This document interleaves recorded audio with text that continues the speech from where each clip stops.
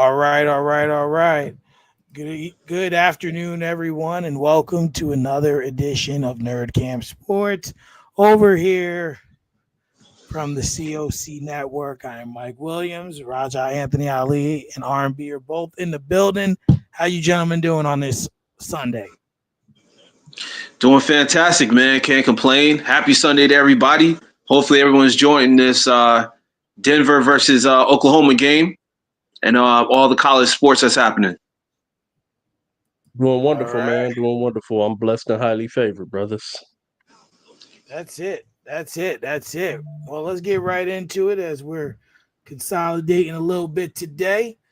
Um, so we're gonna start off with LeBron James, and we ain't gonna start off with his injury.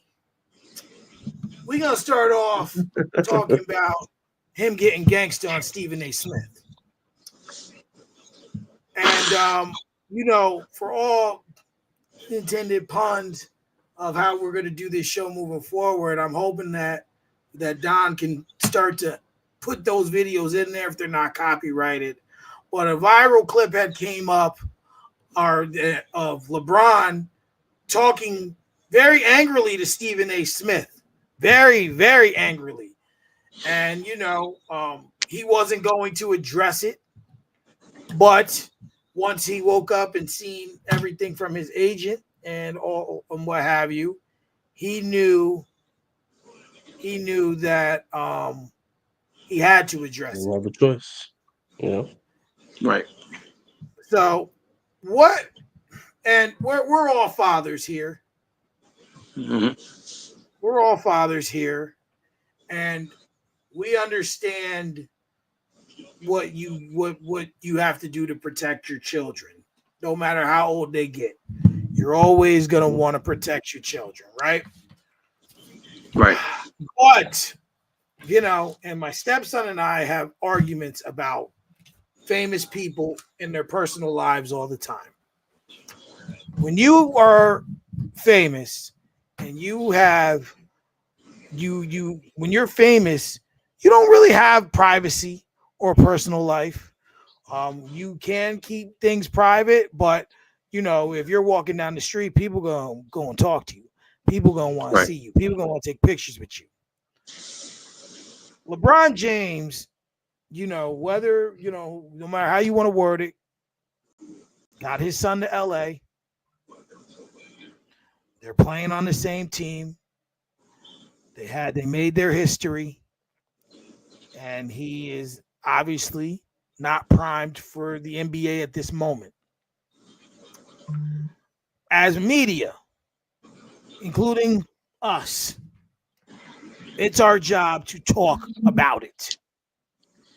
If the kid isn't playing well, then you have to talk about it. It comes with the territory. So I can understand from a father's standpoint of that, but he needed to understand from the player's standpoint. When LeBron will notoriously be known, at least for now, unless he makes another finals, for being 4-6 in the finals. That's what happened. That's what we talk about. Right. Your son's numbers when he's playing aren't good. We have to talk about it. So for you to go up there and be very angry and say not so good things, kind of boggles me. It kind of confuses me, because in this case, to me, I don't think you can play both sides. That's just how I see it. I understand him being upset. Who wouldn't be upset? But your kid ain't playing good and should be in the G League. That's till he's ready. Why is he getting the privilege to do both? Because of you, LeBron James. Right. What's your take on this one, R&B? Man, look, I'm a father. My son aspires to play basketball. I'm gonna just say this: to me, I think that's just the territory. It comes with the territory. When you're LeBron James and your son is Bronny James, and things go the way that they went, as far as however anyone wants to say it, nepotism, favoritism, whatever, what I'm saying, it puts a target on your son's back, honestly. What I'm saying? I know a lot of us may be able to sit back and say, what I'm saying, it's not right or anything like that, but it's just sometimes, right or wrong, you can't escape reality. And the reality is when you put a target on yourself, you put a target on yourself, and people are gonna shoot at it. And that's just how it goes. I personally don't remember Stephen A ever saying anything that was disrespectful or that warranted the reaction that he got the other night when Brown walked up on him. But at the end of the day, like I said, the reality is, saying LeBron made this bed for him and his son, and now they both have to sleep in it. Yeah. And that's what he alluded to before you go, Raj, was after Hmm.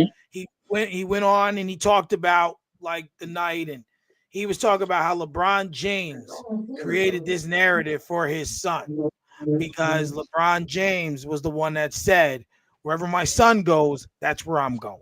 Where Right. I want to play at least 1 year with my son. So that's what he was alluding to primarily in that conversation. Just for substance. Go ahead, Raj. Yeah. I mean, honestly, I mean, I understand because, like you mentioned, we're all the fathers. We're all going to protect our kids, no matter how long. Uh, I mean, no matter how old they are, as long as we're on this planet, we're always going to have that type of feeling, and we're always going to show that type of parenting. But what gets me is that LeBron, I don't know. I always criticize his stuff off the court. I think he's one of the greatest on the court, but off the court, Mhm. he can seem very, thin skinned, like almost like Kevin Durant, like. And this is the type Right. of stuff I believe he could address differently. I'm still looking for the footage where he said something disrespectful about Bronny. I think it's probably the video when he was talking about just shutting him down, let him go to the G League. I believe that's the clip that he was upset about. I don't know. But even that is like, it's not warranted to the point where he got to approach Stephen A in the middle of a game, go out of his way and pull up on him. Like, I get where he's coming from as far as a parent and just being somebody and being in the moment. But as far as being emotional and saying the things that he did, it was uncalled for and it was embarrassing. Um, Well, go ahead. Go ahead. no, and that's pretty much it because I just wish he would have handled it a different way. If he would have called him and had a meeting, that's a whole different And story. and that's what he But said also, was that he could have called him. Rich Paul, he was like, Rich Paul is my phone number, his yeah, agent or whoever else. He named someone yeah, else as his phone number. He's like, I would yeah, have flown to LA and met with LeBron. We could have yeah, done this in person, but you decided. And like, I understand wanting to sometimes to handle things face to face, but yeah. to do it, you can do that, like you said, that could have been done without the media presence. Because no, because if you could tell by the look on his face, he wasn't happy. It was going viral. And also exactly, and I want to just add this in there too. I think it also have to do with a lot of his personal feelings towards Stephen A. What he's been saying about how pretty much Jordan's a GOAT and he's not. He's the second best Yeah, player of all time. I think that has a lot to do with it as well because you got to I remember do too. LeBron James hears this stuff. He's very well connected into social media. He's very well connected into a lot of stuff that happens online and offline and even on television. He's very aware. And he's also somebody that likes to control the narrative. He likes to go out there and say things and do things so he can be the talk of the show, so he can be the forefront guy. And like I said, it's embarrassing because I know he did that on purpose. Because if he wanted to talk to Stephen A, he could have reached out to him, sent him a message, or called him on the phone. He could have reached him any different way. But he decided to, in a primetime game, a television game, pull up on Stephen A. Smith out of a timeout. That's crazy. I've never heard nothing like that in my life. Yeah, Hey, and it oh, go ahead. it just seems like it seems like the most centered players. And when I say centered means like a lot of attention is on them. They always got to go that route with him. Because Kevin Durant has done public things with Stephen A. too. Not Yeah. maybe not to that degree, but stuff in the public has come out, including getting his damn mama involved. Like, Right. she was on First Take after the Warriors won the first NBA title. Not Yeah. him, her. That's all. Go ahead, R&B. What you were trying to say something before? I'm sorry. No, I was just gonna say, man, just to digress for one small second, I'm gonna go there. You know, this is an issue in our society. This is kind of what happens when you have black men raised by women with no father in the household. Yep. I agree. And I'm not throwing any shots because hell, It's I've been true. one of those black men. Me I've been too. one of those black men shit. So, but this is kind of the effect that it can have. Having that type of mental, you know, just that mental block of handling stuff like a man. You know what I'm Right. saying? Right. Very well said. Yep. Absolutely. Well, hopefully they can resolve that. But, you know, shortly after that, game later, LeBron sustained a groin injury against the Celtics. That game was what, last night? No, right? Yes. Last night, yeah. And they're saying he'll be out a week or two. So he will be, I'm sure they'll pretty much, if they can, coddle him until the playoffs so that he's healthy.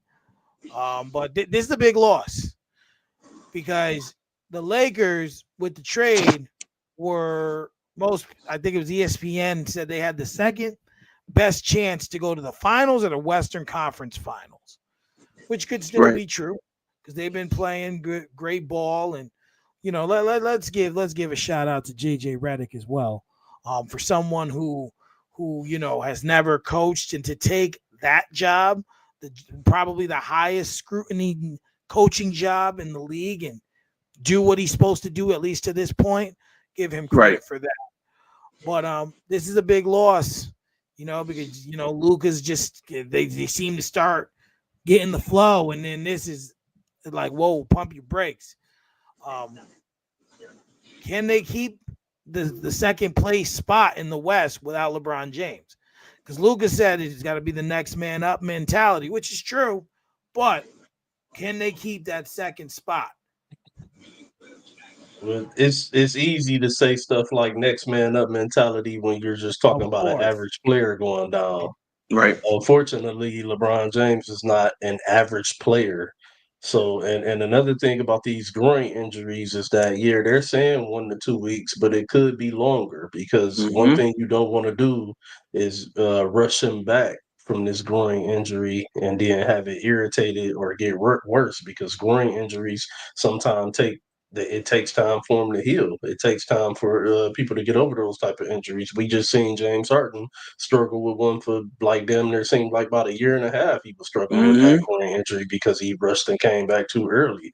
So I say keep him out as long as he needs and as long as you can afford within what he needs. But to say that they're going to still be able to hold down the second spot in the West while he's out, we'll have to see. I'll be honest, I don't believe that they will be able to do so, especially with Golden State ascending the way that they are, and then some of Mm-hmm. those other teams. Houston is taking a little bit of a drop off there. If you've been noticing, they've been kind of Mm-hmm. falling off. Memphis is Memphis. They've been playing some good ball, but they don't play defense well. So we'll see how that pans out. But what I'm saying? I guess we'll have to see. But like I said, I personally don't think that they can. That's not an easy feat to accomplish with, just Luka trying to carry the whole thing by himself. Looks a lot like Dallas last year once Kyrie was hurt. Now, Yeah. now this is the same situation almost. So we'll see. Yeah. I Absolutely. said. Yeah. I second that. Also, you got to remember, like I'm watching a game right now with Denver and Oklahoma City Thunder. Like this is the second best team in the West. by far. I believe that the Lakers had an opportunity if LeBron was healthy, but at this point, it's pretty much a wrap until he can get healthy again because this team is not constructed to be world beaters. They can't go out there and beat the Oklahoma Cities of the world or even the teams like that you mentioned, the Golden State Warriors. They can't, beat them as far as like in a series. So they're probably going to be a team that's like middle of the pack, 4 or 5 seed, maybe a 6 seed, worst case scenario, which is fine because this team is actually still building its identity. Luka just came on in the middle of the season. So it's not like, they're looking for a championship run. But I would rest LeBron for as long as possible. Low key, I would shut him down for the season because he's 40. That groin injury is no joke. That's too far, Raj. Or- Could you imagine the drop off that could come from him being out the remainder of the season?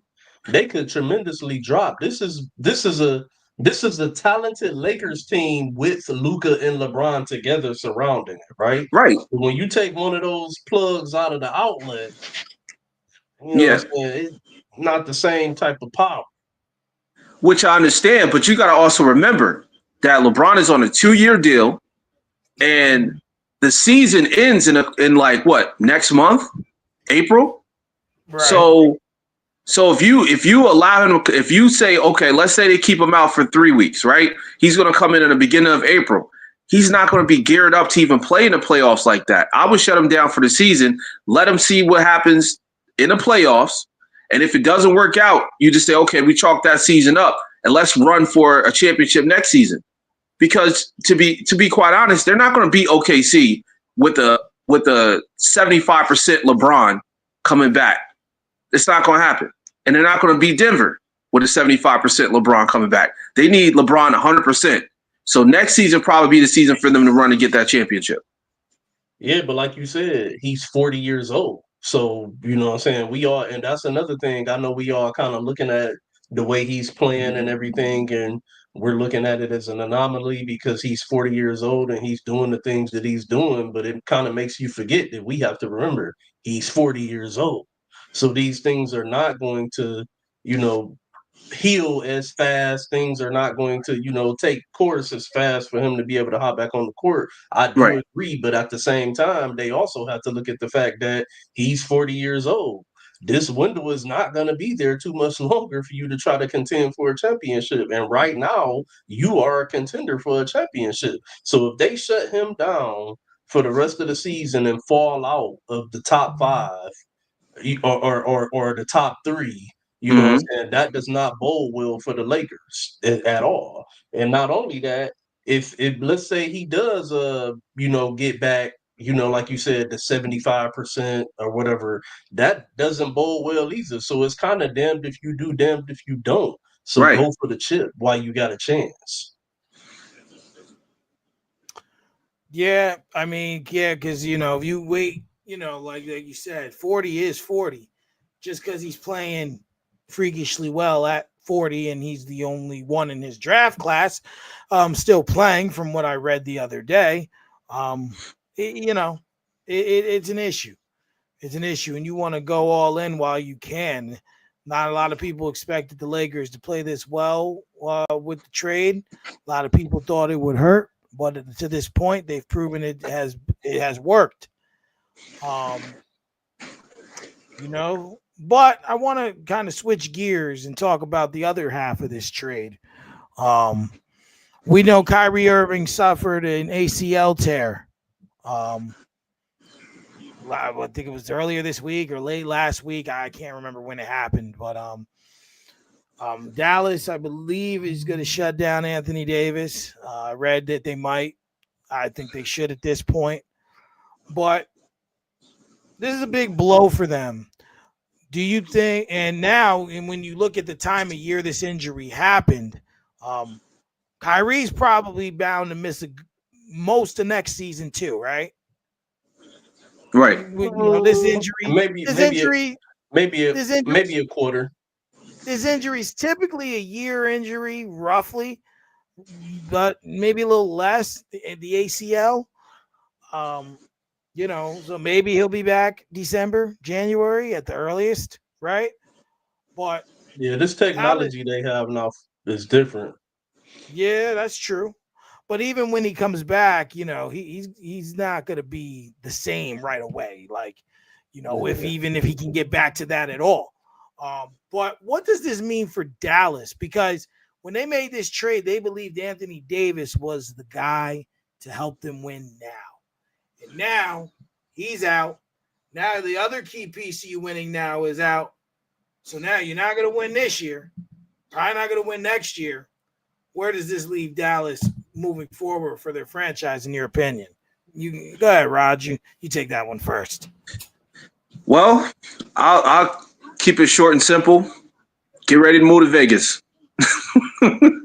Get ready to move to Vegas because it's over. It's a wrap. This franchise is disgusting. They turn their backs on their fans. They don't care about their players. Did you know that Kyrie was leading the NBA in points? Minutes per game.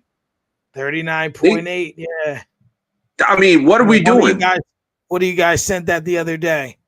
Yeah, I probably sent it, but my point is, like, you ran this guy into the ground. You knew this franchise was not trying to go in the direction of contending next year because you got rid of Luka. Number one. Number two, you brought on an injury-prone Anthony Davis, who's historically known for not staying on the court. So now you got to figure out, okay, what kind of youth players can we build around Kyrie?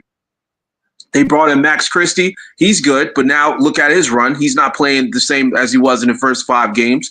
Then you brought on, some other players as well, but they have no big man. They have no power forward. Everybody's banged up, and the franchise is going down, and it's on purpose because they want to move to Las Vegas. They do not want to stay in Dallas because the owners are trying to build a casino in Dallas, and they won't allow it in Texas. So they're trying to build they're trying to get permission so they can move to Las Vegas. So I feel sorry for Kyrie, and I feel sorry for Anthony Davis, and I feel like this franchise is going to be one of those type of franchises, pretty much how the Knicks and Nets were for several decades. They're gonna go through a whole complete rebuild, and it's going to take a huge amount of time for them to get back to normal. Go ahead, R&B. You look a little puzzled there. I have a different sentiment when it comes to this whole thing with Dallas. Do I think that they're foolish for trading Luka? No doubt. I definitely you ain't gonna get no disagreements from me on that.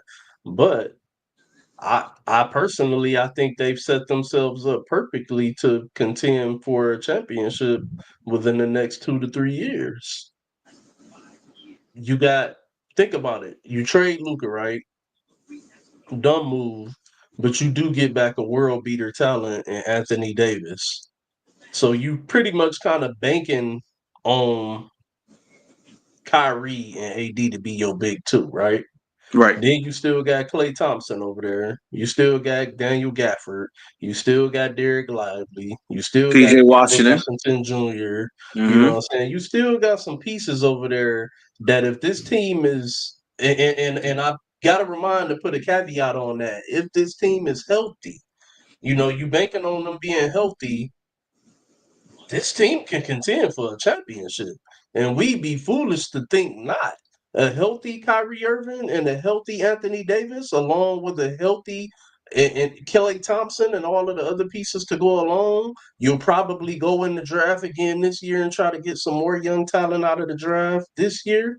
Maybe see what they do in free agency at the end of the season.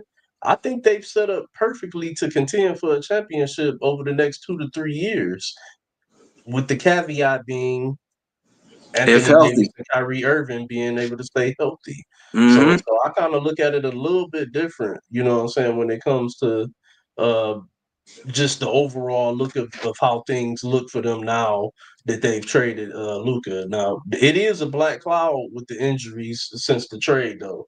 With Anthony Davis having the groin injury, ain't it? Ain't it some crazy shit that AD go down with a groin injury, and now a week later or a couple weeks later, LeBron now going down with a groin injury. Exactly. Then Kyrie get hurt. If Luka get hurt, I'm gonna be like, man, what the fuck? Like, this shit, It was if Luka cursed. go That down, trade was I'm gonna be like, cursed. something about that trade wasn't right. So, but man, I just. I think they've set themselves up to contend for a championship within the next 2 to 3 years. Right. And that's all I'm giving it because I know that AD is like what 30, I think he's 32, 33, Yeah, maybe something like that. 34. Yeah. Kyrie Irving is in his 30s, Clay's in his 30s, so you know what I'm saying. But I think they all can contend when healthy with the young talent that they got around. Right. I agree. I think they're in a position to where they can still compete, still contend. They get healthy. They're definitely on a roll. They can definitely get a roll. Definitely hit a stride, and definitely make some noise and compete. Especially the way the league changes, the trades and everything. So and how people move around, and as we see now and learn this season, no one is safe. No one at all. So It's it's going to true. be interesting to see where that goes. So I do have a couple more NBA topics, but I want to flip over to some NFL topics that are that kind of can't be ignored. Cincinnati Bengals. If Failfest was in the dictionary right now, I would put their logo next to it. Fellfest. Okay. For two reasons. Now, we know the reality is you ain't going to be able to pay Higgins and pay Chase. We know this. So, because obviously they have valued Chase over Higgins, which is the right thing.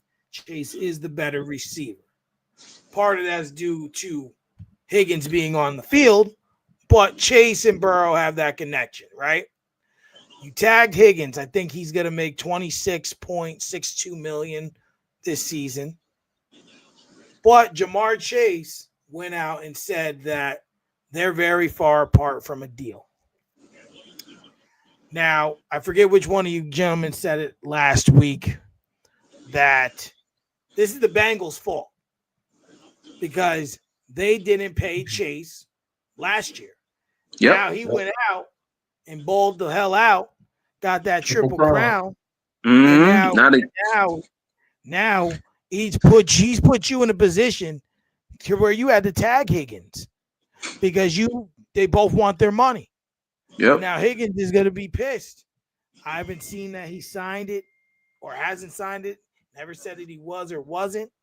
But this is going to be a problem because you were looking at, and this is highly unlikely, but there's always a chance. Anything's possible. There's a chance you lose both guys at some point in time.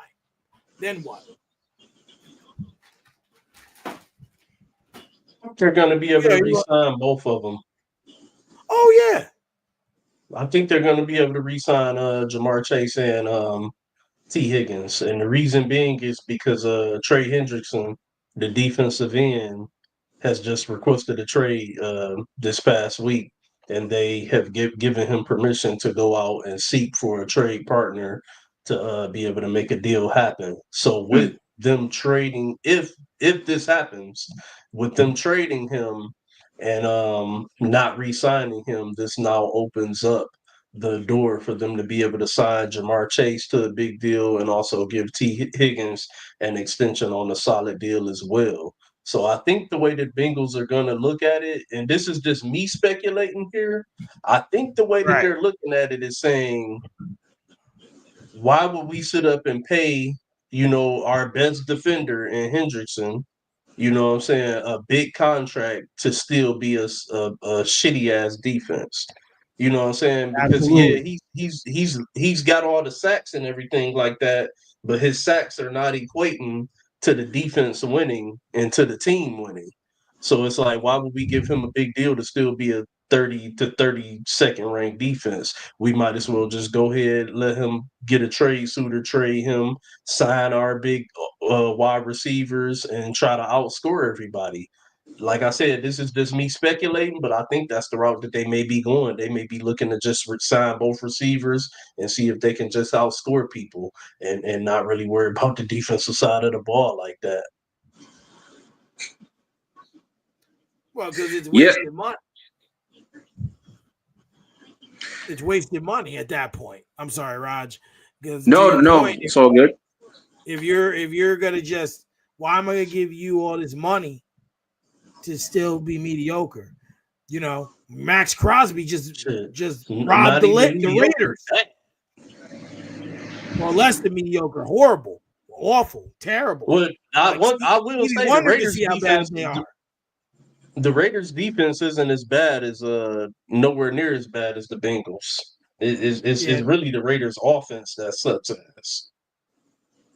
Yeah, that's true. That's true. Go ahead, Raj. No, I was going to say, man, in the words of Stonekeeper from from Infinity Wars, right? He said, in order for you to take a stone, you must lose that which you love, a soul for a soul. Let me tell you something. If they pay Jamar Chase, which they are, $40 million, which I believe he's asking for, right? That defense is going to be horrendous because they're not going to have enough money to finance the defense. And that's the problem. They're so offensive centric that they don't have any plans on fixing the defense. That's the reason why they did so terrible last season, because they didn't fix the defense. I've watched so many games where Joe Burrow pretty much threw his arm out, put up numbers, but they couldn't stop the defense at all. And that put him in a worse situation.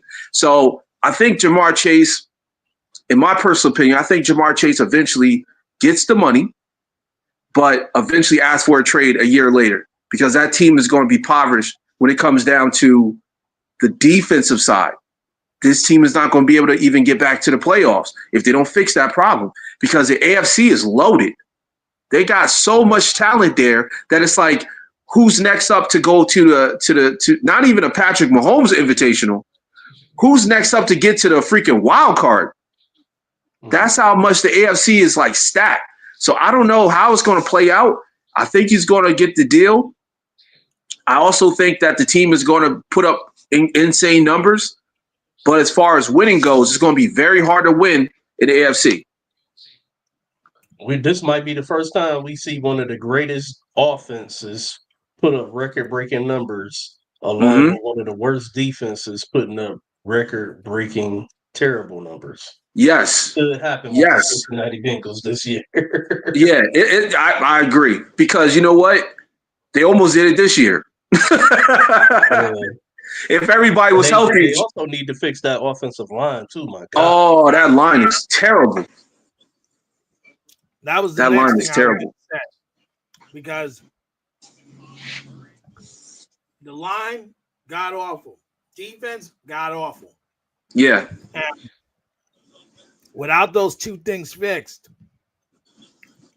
if Joe Burrow and the offense score 45 points, don't mean shit if your defense allows 46. Yeah, that's what happens. That's what ended up happening. They lose a lot of close games. Yep. Mainly due because their defense can't hold water. And you got to worry about the Ravens, the Bills, the Chiefs. You know, Texans going to be doing their thing next season. This AFC is crazy. Oh yeah. And that still got to see what moves Pittsburgh might make, or yeah. You know what I'm saying? Still got to see what the Browns could do. Yeah, they just re-signed Myles Garrett to a new mega deal, keeping him in town. I mean, you just, like you said, you never know. The AFC got not only some teams, but some players that could lead teams to be better next year. So yeah, they got to fix that. I don't know what they got to do. They got to trade some people, you know, whatever. But this is going to be a bad season for Cincinnati if they don't fix it. And an even worse season for the fans. Facts. But I'm all right with that. They can keep failing. No complaints from me. So,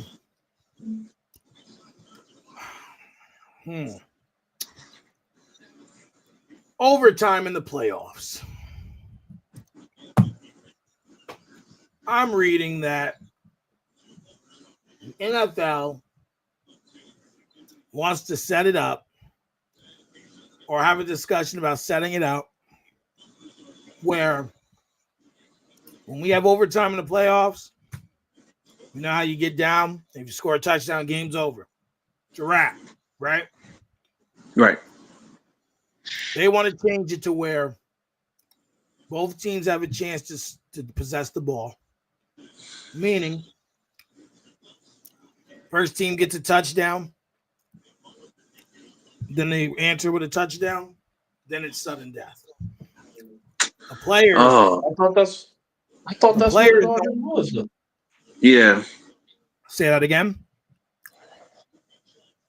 I said I thought that's what it already was after the I whole think it is. and Allen. No. How it works now, if you go down and the team scores a field goal, you get a chance. And if you answer with a field goal, next score wins no matter what. But if the first team goes down and gets a touchdown, the game's over. They changed it because it used to be the first team that scored. Like if you went down and kicked a field goal, game was over. The only way it ends right away is on a safety or I think like a pick six. I think that's the only way it ends like right away. So like if you get the ball and throw a pick six, the game's done. Or if you get safety, the game's over. Or if you go down and score a field goal, the other team gets a chance to at least match it. Then then it's sudden death. What they don't like is if that team goes down and scores a touchdown, the game's over. They think that they should have a chance to possess the ball to match the touchdown. Then it's sudden death. So I'm going to go first on this one because this pisses me off. It aggravates me. Stop acting like fucking prima donnas. Like, tell your defense, if you didn't win the coin toss, stiffen the fuck up and defend the other team who has the ball. I know you're tired. I get it. But you got a job to do. And your job is to stop them from getting any points or holding them to 3 points. We don't need all these rule changes and extending these games. You know, they've already at that point played 60 minutes. Overtime's 10 minutes. You know, like, what are we doing? What are we doing? And then, in my opinion, you do that and you increase the chances for ties. And I hate ties. Playoff game. I'm sorry. It's just the playoffs. They can't have a tie. I'm sorry. No. So now you're looking at, like, I remember when the Ravens won the Super Bowl with Flacco, we had a double overtime game. Like, yeah. You know, I remember that. Like, you know what I'm saying? So I just don't like it. Like they changed the rules for you guys. And I think that was a fair change. That you now you have an opportunity, but your defense needs to take advantage and be opportunistic. Like, what are we doing? Why change everything? I just don't like it. It aggravates me. What do you guys take on it? You go down, B. I really think I kind of share the same sentiment as Mike, man. It's just, you know, I get the whole field goal shit. I'm cool with that, but now with the whole little we should have a chance to match a touchdown, it just begins to become too much. It's like he said, if your team don't win the ball, defense need to step up. It's a team game. It's 3 phases to this: defense, special teams, and offense. So if your team don't win the ball, then hey, special teams, do your best to get them inside that 20. Defense, step up, shut them down, give us a chance. If defense don't do that, if special teams don't do that, sayonara. It's as simple as that, man. See you next year. Yeah. Can't keep crying about it every time something, doesn't go your way. Now it's time to cry to get a new rule. Oh, we didn't get a chance to match a touchdown. We should be able to know. Defense should have did their job. It just we got to get out of this hole. Every time something don't go our way, it's a new thing to cry about, man. Yeah. This a baby mentality, man. Cry baby bitches. That's what I call it. Yeah. Yeah, I agree with y'all, man. I mean, it's disgusting how many times they try to change up the rules because it takes away from the game. It's like, look, if you keep changing the rules, then people aren't going to appreciate how the game is played. Like if you go say, okay, it's a touchdown and then another touchdown, like you said, it can potentially end up in a tie or it ends up being a field goal competition. Like this is crazy. Stop. Yeah. Leave it alone. Let them just play the game. Like you said, there's different facets of the game, which is offense, special team, and defense. So figure it out. If the team can't stop them, that's your fault. Game over. Leave it alone. Yep. Yep. Absolutely. Because Absolutely. it's like what are you gonna do? Now if the offense start crying, oh, we scored a touchdown and they got a chance to go and they scored and Yep. then they won, we feel like we had it won. Because So we now scored first. it's not gonna be another rule change. Well, we gonna go back to the way that it was before because they cried. Like Yeah. this Leave is it. why I Leave it. always say this. Leave tradition alone sometimes. Yeah. Sometimes things are just right the way that they already are. No Facts. need to try to change everything and try to make everything something new. Some things are just perfect the way they are. Yeah. Leave tradition alone. Leave and let live sometimes. No point in changing it. If it ain't broke, don't fix it. Right. You know? So I really I really hate to bring this up. But I seen We're not this doing this, earlier. Mike. Mike, we're And not doing this, man. I seen it and we have to talk about it. No, no. Rumor has it, the I'm turning my Vikings are camera out. off. The Vikings are out on Sam Darnold. And the speculation now is that a certain someone is going to follow the same direction of his successor or of who came before him.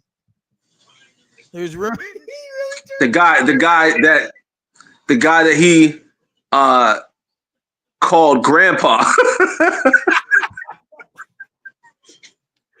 So the ever so fraudulent Aaron Rodgers. There's Oh man, speculation the disrespect. that he's going to go and end his career where Brett Favre did with the Vikings. First of all, it's rumored that the Giants are the number one favorite to land Aaron Rodgers. They got a draft pick. I just read before we came on that ain't a done deal. Oh man, I said rumored. Yeah, he did say rumor. Oh, that shit's too funny.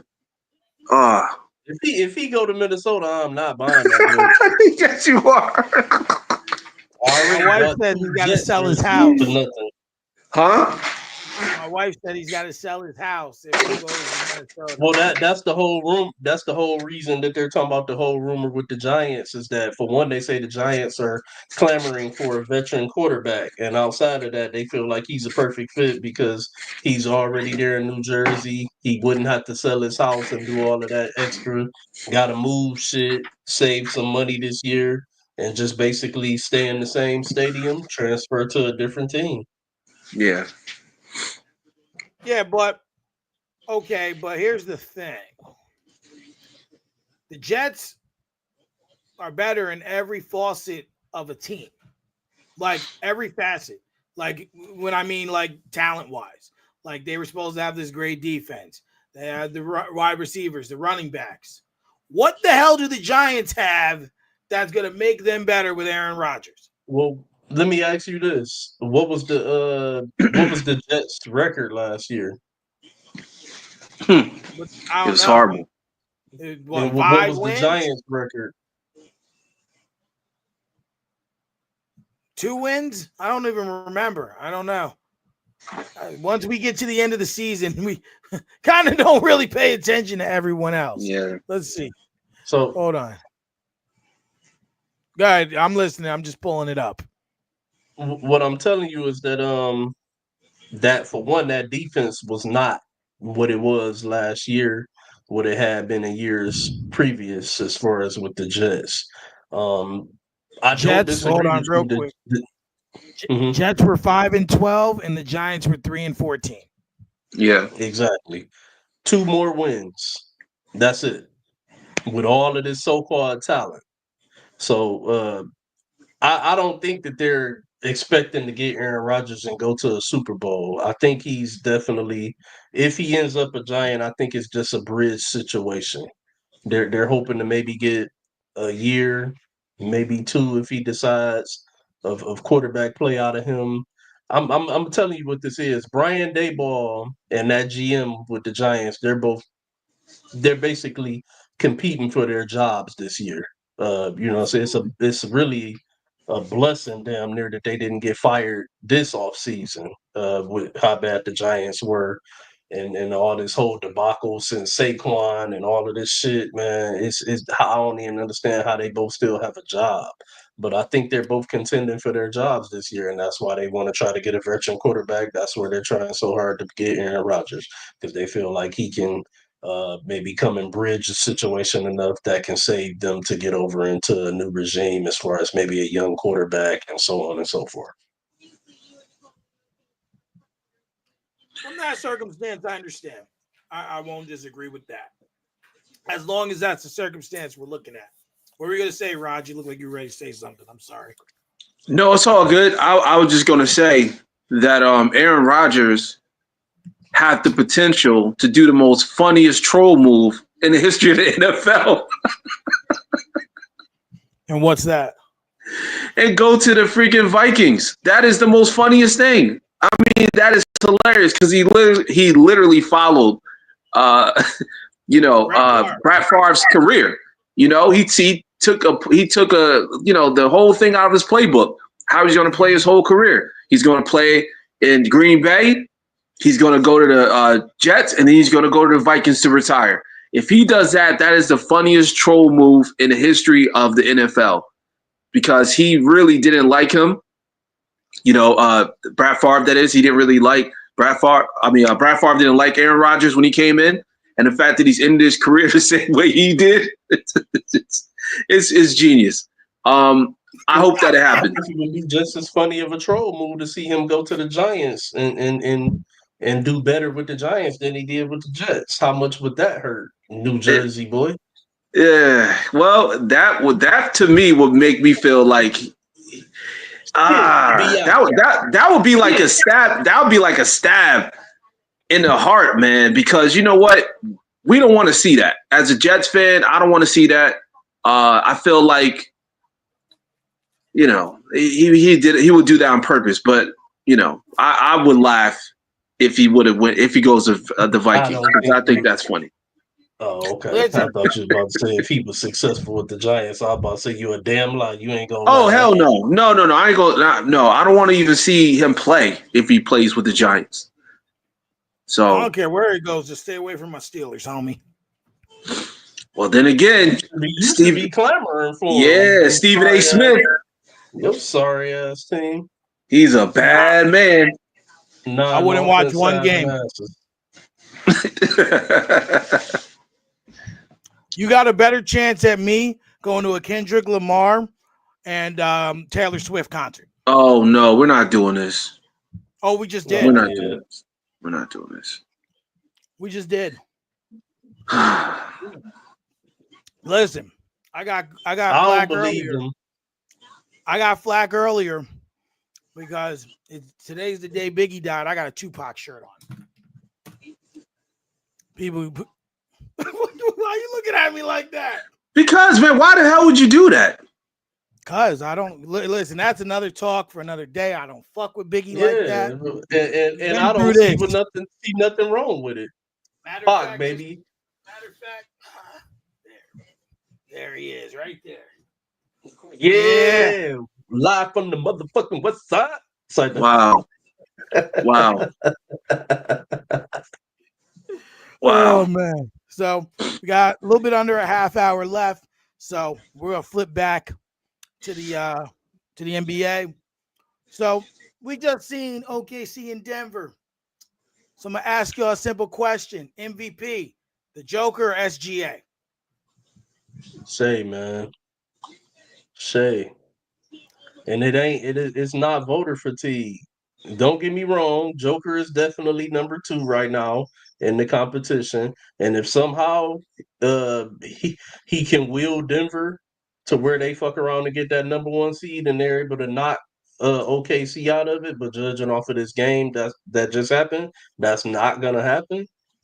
I would go Joker, but right now I'm giving it to the number 1 player on the number 1 team in the entire league, not just the Western Conference, the entire league. SGA right now is the MVP of the league. And So he's doing it because on both sides of the floor. Because I know what before Rod's about to try to do, so let me get that in so there. Both sides of the floor are being played. So before I let him go, because I know he wants to talk about the triple double as well. So I'm gonna just let him have the Joker's the greatest center and soliloquy that he gonna go on because we know it's coming. Yeah, We know it's we coming. know it's coming. I will 1 say ring and that no defense. Joker is number 2, but in terms of full totality in the game itself, I mean SGA. They're playing. He's playing real good ball. OKC as a collective is playing real good ball, but he's balling. Nah, Mike, nah, I'm not gonna let you do that. What? SGA and OKC are not playing real good ball. They're playing great ball. And Mm. Joker is too, by the way. Joker is too. But OKC and SGA are playing great ball, not pretty good. I said really good, not pretty good. I said Not really good. really good either. Neither one of them. I Get it won't. right. You listen. We've in this time and instance in life, we've lowered our standards for good and great. So, like to me, I don't know. I give them their due. I ain't taking away from them, but I can't say great. I can't say great. That's just me. My standards What? are just very high. Very high. Hold on. I'm not trying to hold Raj up, but I how can think you you sit up are. and say something so foolish? Because I gotta address this. This has to be addressed. Do you understand? And this is coming from a Kobe guy, a traditional lover. Do you understand what SGA is doing right now? He's shooting 50% from the field. Yeah, That's two unheard for of. 11 on 3 today. Ain't real good though. Just saying. But we're talking about the totality and overall of the season. The totality and overall of the season, which he shot 15 to 32 for 40 points. You only pointed out that one stat. Overall, 15 for 32 for 40 points. That's just under his average of what he's doing this year, which is shooting Right. 50% from the field. But he could That's have took great. 6 better shots. That's not pretty good. He's one of the most efficient good shot takers in the league. Let me stop because I'm gonna put the shovel up. I'm gonna put the shovel up because I don't want you to keep digging this dirt, digging yourself in the There's no hole. shovel, John Cena. There's no shovel here. There's no shovel here. Because in order for me to believe greatness, you were first place in the Western Conference last year. He didn't finish the job. Hello. Finish the job. Finish the job. Yeah, he did. He didn't. Hello. Finish He the didn't. job. Because He listen, didn't. this is one of those gray areas. I'm a firm believer in like the regular season mattering, but it matters for playoff placement. That's why I say it matters. Now I don't care overall what you're doing. I want to see SGA and that team finish the job. I do too. Beat, But that beat still him. doesn't take away from the fact that what he's doing right now is great within this season. It's greatness within this season. But I don't disagree. I do want to see the greatness transfer over to the playoffs and him get the job done. But the playoffs and the season, though one is a prerequisite to get to the other, Right. it still matters. And it's still, something that's happening, and it's great. You guys have to see. I gotta see some more. I like SGA I though. don't disagree. I don't disagree. I like them too. I like SGA. So, all right, Rods has been patiently waiting. It's all good, and rightfully so. Because I let y'all get y'all points across, because I'm about to annihilate this whole situation. First and foremost, let me just give kudos to SGA. I think he's the best point guard in the league right now. Oh, Okay? I thought you were gonna say ever. I was about my heart was no. dropping. I'm not gonna throw the hyperboles out there like that. I'm gonna just keep it real. He's a two guard.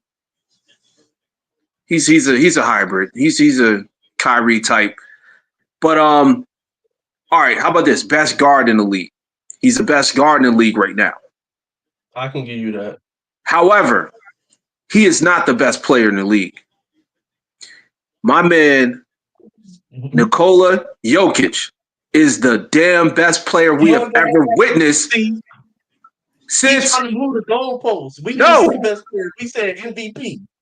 I know that, but this is why I'm saying who's the MVP. The MVP is the best damn player we have seen since Wilt Chamberlain. Okay? Let me just tell you what he did in the last 10 games. The last 10 games. We're not going to even count all what he did this season. 25, 14, 11, 1.8 steals a game, and a block a game. So you talking about playing on both sides? He's playing on every side. He's playing on all four sides. He's playing on the offensive side. He's playing on the defensive side. He's a better point guard than SGA. He's a better rebounder than SGA. He's a better shooter than SGA because he's shooting 50%, 58% to be exact, from the field. 58%. Okay? And that's fine. That's something damn near every year. That's fine. But you know what? He's also not a free throw merchant like Shai Gilgeous-Alexander. That dude's at that free throw line more than anybody in the NBA. Most guards are. Most great or good guards are. So my point is, if we're going to stat pat, we got to look at how many times he gets to that free throw line and how the narrative is he's the best player in the league. But yet, Jokic is putting up historical numbers. You seen what he did. Who said that SGA was the best player in the league, Raj? Everybody's saying that. You don't have to be the best player to be the MVP. Okay. If you really want to know the truth, LeBron still got an argument for being the best player in the league, but he's not the MVP. Well, everyone's saying that he is the MVP and also the best player in the league on television. They're saying that, not me. I'm not, because I'm looking at the raw numbers and I'm looking at the actual game. And what we see clips after this show. I need clips because I haven't been seeing that. I've been seeing people say SGA is the MVP, but I still see a lot of people say that Joker is the best player in the league. They think Anthony Edwards is the face. Some say Wemby is going to be the face, and I'm seeing that SGA is the MVP. That's what I've been seeing. I'll find the clips for you. Now, if you got a different ESPN than I do, let me know so I can try to see if I can order that. I don't know. It might be on ESPN. It might be on ESPN3. It might be on ESPN3, but I definitely heard it. But look, my point is this. Jokic, 45, 31, 21. Remember those numbers, guys. Until someone breaks that, I don't want to hear the SGA is the MVP. Because if they do not have Nikola Jokic as the MVP, ladies and gentlemen, we are witnessing the biggest robbery in NBA history. Because they are telling everybody that it's not voters fatigue, but yet it's voters fatigue because this dude won last year and he should have won the year before that too. So I just want to throw that out there. He should have won for the past 3 years straight. He should have won. Doesn't Jokic have 3 MVPs already now? Yes, so he should have 4. He should have 4. And he won last year. Who won the year before that? That was Embiid. He should have won the year Embiid got it. No, he shouldn't have.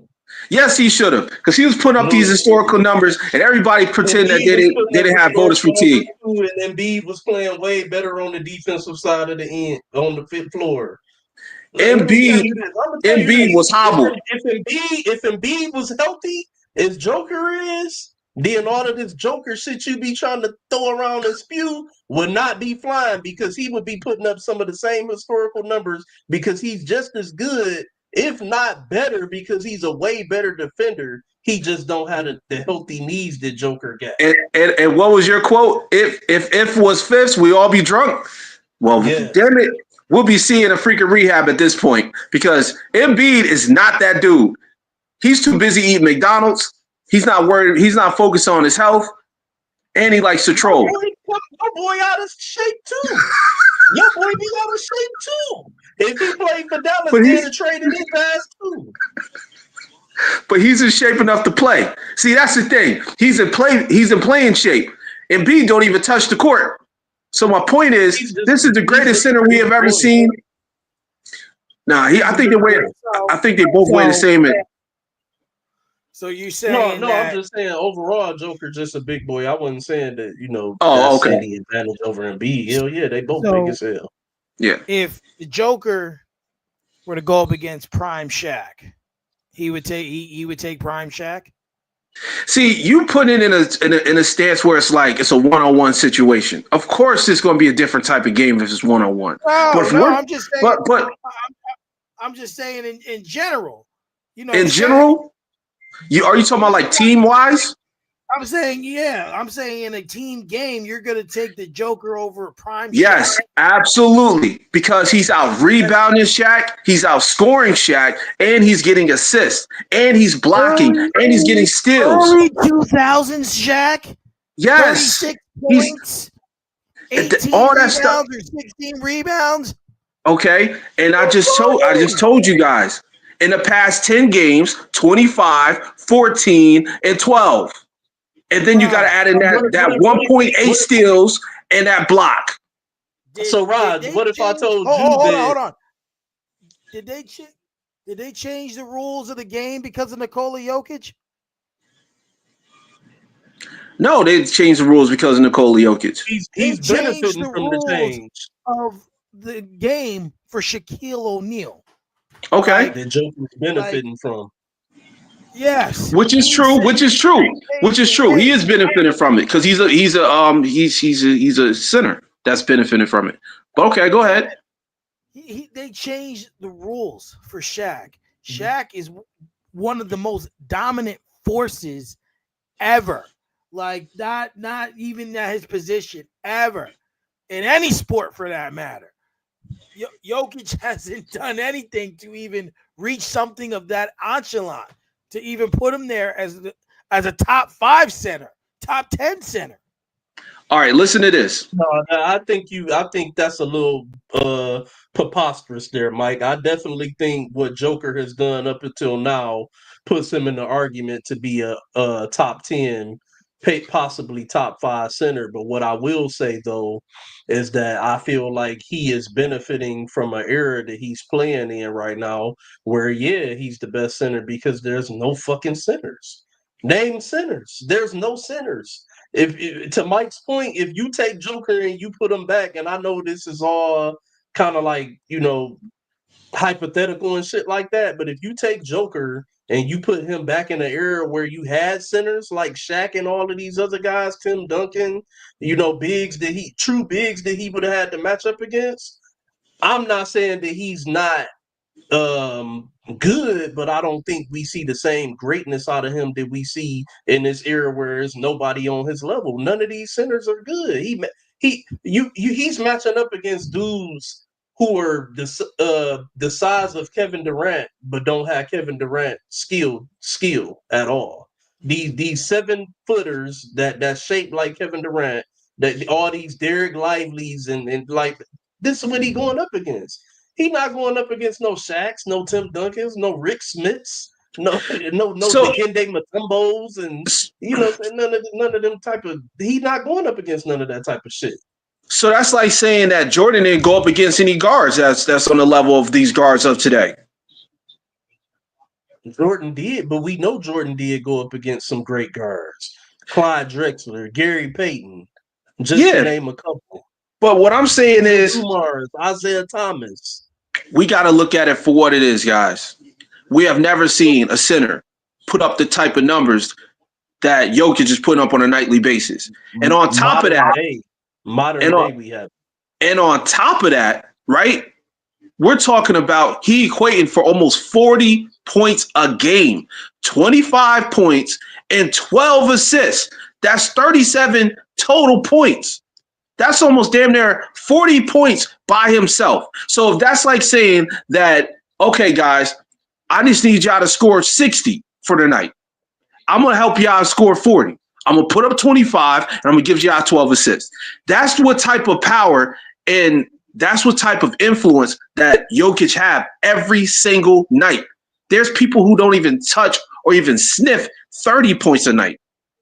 So what I'm saying is we got to look at it for what it is. He's not playing just one type of game. He's playing an all-around game. He's getting the buckets. He's getting the rebounds. He's getting the assists. He gives you a couple steals. He gives you a couple blocks every single night. He's the best player, best big man of all time. And he's the best player, and he's an MVP of this season. We cannot say he is not the best big man of all time. He has more to do to fill that resume sheet in order to call him that. I'm sorry. You need more accolades. You can't just be a stat stuffer and think we gonna say, "Oh, you the best big man of all time." No, you got. But he won. He got the MVPs. More accolades along with those stats in the form of shiny little ring fingers. He's going to, I'll put it to you this way. By the end of his career, regardless how many championship rings he get, because he already got one, he's going to go down with statistical numbers close to LeBron James. If he stays on this trajectory that he's on right now, yeah, I don't disagree with you on that. And low-key might eclipse LeBron James in certain categories. He's top 3 in every category I just mentioned. Top 3 in assists, top 3 in rebounds, top 3 in points. How is he not the MVP? He's just not, man. He's not. They're gonna look not at this team year. placement. This is SGA. It's because he's white. Wow. I didn't want to say it, but goddamn it, there you go. This claim. Well, I didn't want to say it, but you brought it up to me. SGA's Canadian, bro. White boy win MVP. SGA for MVP. God damn it. We already in every this week, country. Every week you get on me in comments and you let that one go. SGA is Canadian, damn it. SGA might be Canadian, but he's a black Canadian. Scattered 4 parts of the earth. You better do some history and research. He's our people. Joker is not. Oh, man. Shout out to everybody, man.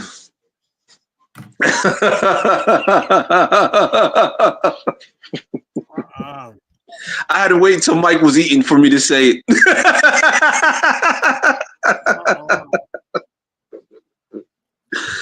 Oh, man. Just being real, though. Just being real, you can go either way. Because what they're both accomplishing, we never seen before. Greatness within the season. And you could go either way, but I just favor SGA because, like I said, number one player on the number one team in the league. He's making everybody better. He's got this team going, man. He's got this team going, and they're deep. They're deep. No, they're the best team. They're the best team in the league. They're the best team in the league. Period. You're right. You're definitely right about that because they smacked up Denver. I wasn't expecting that. Absolutely. And I mean, it's the same thing. Like I agree, you can go either way with it. There's really no wrong answer, but maybe they won't have voters fatigue, but that voters fatigue's real. But in this case, even if you want to look at it that way, at least they would give it to someone who's worthy of that. You're not just at least someone who you can say like, yo, he did what he was supposed to do this season. Right. So I guess we'll end talking about y'all want to talk about KD and the Suns or Steph Curry, Jimmy Butler, and the Warriors? I think we can blend them. Yeah. All right. So I'm I gonna even make start it quick. what? I'll make it quick. KD and the Suns suck. He's gonna be out of there this off season. And since Jimmy Butler has got the Golden State, they're looking up. And with the injury to LeBron, beware. And that's all I got to say about it. Well, I wanted to say also on top of that, Kevin Durant and the coach there, Mike Budenholzer, right? Mm-hmm. I guess they had a heated exchange last week or this week, and I think it's over. The Suns are. I wouldn't play too much into that though. Nah, it happens all the time. I'm about to say it was just sideline shit that the camera just opened caught it. I mean, I wouldn't, but it's Kevin Durant, so I'm not going to give him any leverage on anything in life. So say another one of these fatherless fickles like us. Nah, for real. But he's the worst though. He's so thin-skinned, bro. He's annoying. Like it's just like I think that he's out of there. It's gonna be a wrap for him. I wanted to talk about Curry because I think he's either close or past the record for 4,000 3-pointers. Yeah. Yeah. I think he passed it. And then because I know he was 25 threes away at some point. I don't remember when I read that. But congrats to him. And think about if he didn't miss all that time with his bum ankle, how far ahead he would have been of the curve, And Jimmy Butler, for someone who originally didn't want to go to the Warriors, he's balling. They're 11-1 since he got there, and you never know. They might make a serious run. Buddy Hield's playing pretty good ball. Seems like they're figuring it out. Yeah. Yeah, absolutely. I think the Warriors team is the hottest team in the West right now. As far as like record wise, like you said, 11-1 since Jimmy Butler joined. Jimmy Butler adds that new dynamic where he could pretty much do everything. And it just fits perfect with the system. And it spreads out Steph Curry and it allows Draymond to be Draymond again. Because remember, when Draymond was just playing along with Steph, he didn't have opportunity to play defense and facilitate the way he normally does with Clay. So I think this team is better fit with Jimmy more than anybody, more especially with Andrew Wiggins. Because for some reason, Andrew Wiggins, man, he's just not that dude. I mean, he don't have that aggression in him. Something's missing. Yeah, something's missing. Yeah, and I feel like Jimmy, he was, especially with his caliber of play and also his pedigree. Because he's a very strong-willed person. We remember how he got kicked out basically of Minnesota because of how strong-willed he was. I believe this team is going to be better with him, and I hope that they find that extra shooter. I know Buddy Hield's doing good right now, but I think they need that last piece to get him over the hump to get to the championship. They need a big man, in my opinion. They need big man help. That's true. That is true. Yeah, I think they're missing that legit big man. Yeah. Absolutely. Well, guys, we're just about on 4:00. We consolidated a little bit today due to other arrangements. Hopefully next week we will be on be able to stream from the network. I just didn't have the time to figure it out. But is there anything else you guys want to cover before we get out of here? Real quick, it's March Madness. Make sure y'all check out those NCAA games, women, men's. It's going to be an exciting month. So make sure you guys check it out. We'll definitely talk about it next week. Yeah.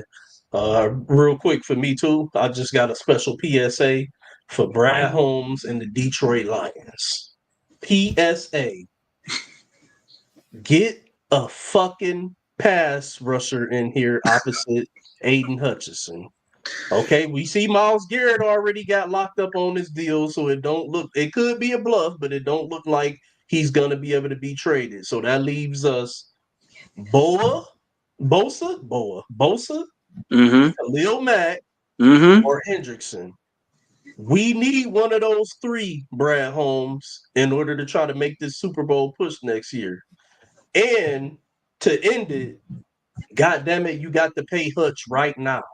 Pay attention to what's going on around the league. Do not wait till next year to pay Hutch. Pay him now while he's getting ready to come back off this broken leg.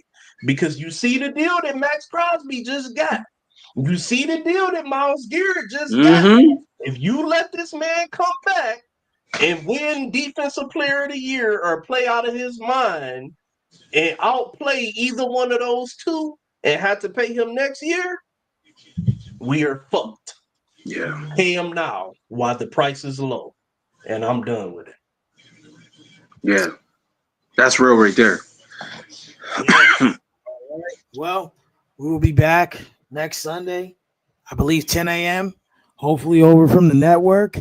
So everyone be safe, have a good week, and we'll see you next week. Peace. Peace.